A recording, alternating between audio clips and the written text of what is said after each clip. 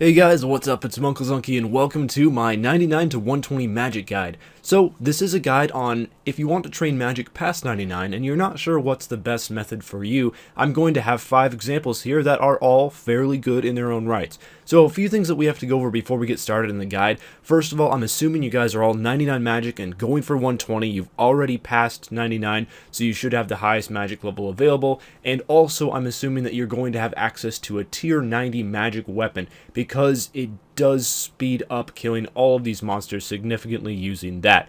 Now, I did try to keep the gear requirements fairly low, so outside of the tier 90 weapon, I wore fairly cheap gear and brought items that are relatively easy to obtain, so the gear outside of the either seismics or noxious staff should be not a problem at all.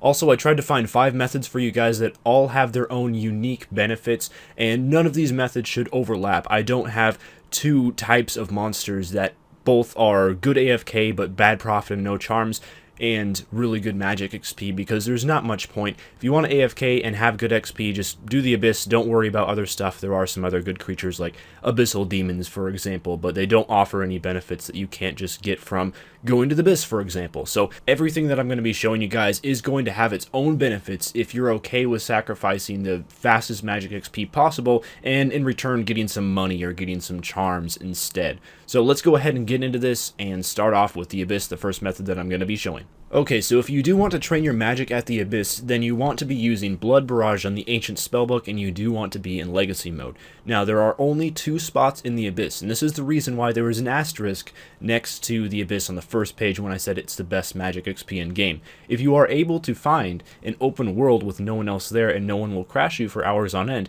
this is the fastest way to train your magic, and it's also really AFK. You can stay in one spot for 10 minutes until the abyssal creatures become unaggressive, and then you have to run to the north of the Abyss and run back to retain their aggressiveness. However, due to the popularity of the Abyss, you're very likely to get crashed a lot, and you're very likely to have to hop worlds a lot.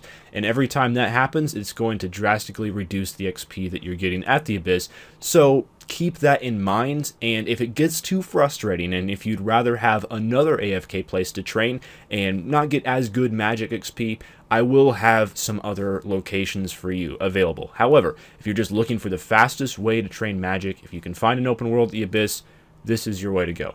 The next method we'll be looking at is Muspahs, and the only thing that's bad about Muspahs is you do sacrifice quite a bit in terms of magic XP per hour versus the other well-known AFK method in killing the abyssal creatures. However, if you are a lazy person, like myself, and you don't want to put any effort into your magic training whatsoever, this is the best way to do it. This is the best way to AFK magic in the entire game, because the Muspahs are always aggressive if you are not wearing the Shard of Zeros, so as long as you're at least clicking your screen once per minute, your character will never log out, and you can stay here for as long as your supplies last you, and you never have to bank. I would recommend using a legendary pet to pick up some of the drops, so you will profit a small amount, as well as wearing a spring cleaner which will crush the rune items, and you'll get a little bit of profit from that. So you can profit about 1 to 1.5 mil per hour from doing this. So even though it's quite a bit slower than the Abyss, it's much more AFK. No one can crash you here. You don't have to run around the Abyss to retain the aggressiveness of the Muspahs. You can just stand in one spot, and you do profit a bit in terms of money as well. So I really like this method. It's not the fastest, but it is really good, and it is the best AFK in the game.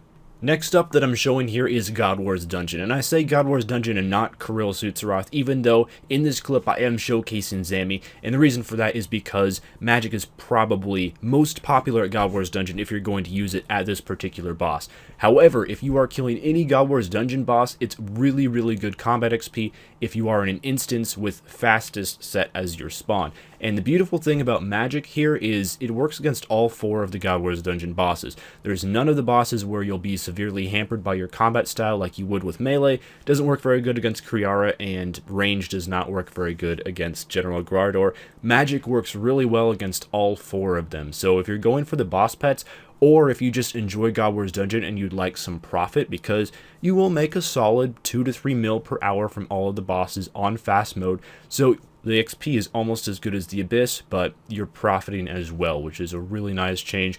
And who knows, you could get all 4 of your boss pets on the road to 120 magic, and that would be really awesome to get that out of the way.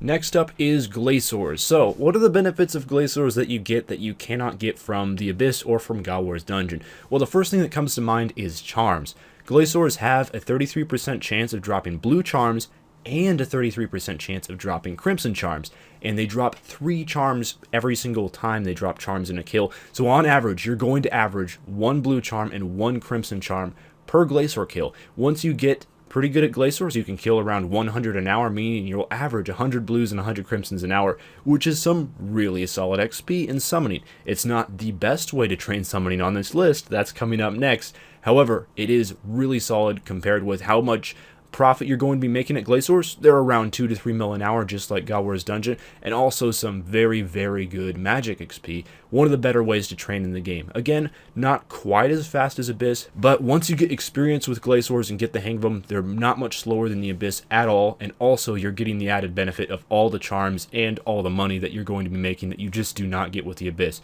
The worst thing about Glacors, of course, is that they are not AFK. They require quite a bit of effort in order to kill. You have to be paying full attention to dodge those spikes and all. However, the rewards are well worth it if you're okay with putting the effort in. And the final method that I will be showing here is killing Daggonoths with a cannon. So this method does have some major downsides that might turn people off it right from the beginning. That's why it's the last method in the video. This is probably the least preferable. However, if you're looking for summoning XP, this is the best way to get summoning XP while training to 120 magic, because you'll be getting around 500 crimson charms per hour, which is really good, and no other method can compete with that, at least when it comes to AFK and training your magic.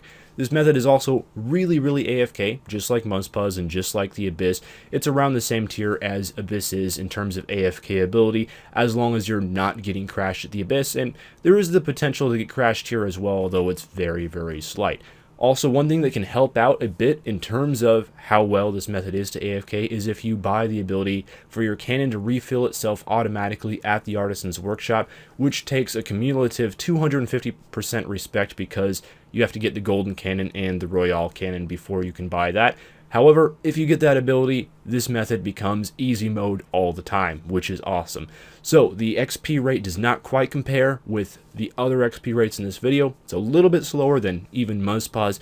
However, you're getting 500 Crimson Charms in return, which no other method can compete with. So if you're okay with spending around 1.5 to 2 mil an hour on cannonballs killing these guys, it can be well worth your time for summoning XP.